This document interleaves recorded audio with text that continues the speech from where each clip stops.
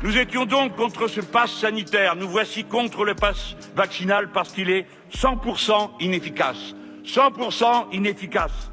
91% de la population éligible est vaccinée.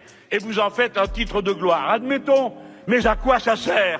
Si tout aussitôt, il y a 500 000 contaminations par jour, selon M. Véran, dans la nouvelle variante du virus. Autrement dit, la preuve est apportée que ce vaccin est une raquette trouée. Nous ne lui en voulons pas. Du moins fonctionne-t-il comme une raquette pour une part. Mais pour ce qui est du trou, quelle est la réponse? Il n'y en a pas. Mes chers collègues, que voyons-nous une fois de plus?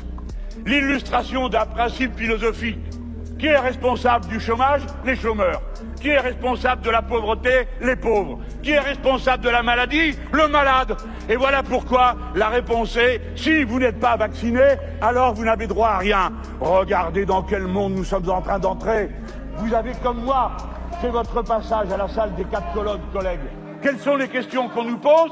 On nous demande si les personnes qui ne se sont pas vaccinées auront le droit d'être soignées, notamment s'ils vont aux urgences et notamment s'ils doivent être mis en réanimation. Quel est ce monde? C'est ce monde où l'on affirme que les devoirs sont supérieurs aux droits et même préalables, c'est-à-dire la négation de tout ce qu'est la pensée progressiste de notre époque et même la pensée républicaine.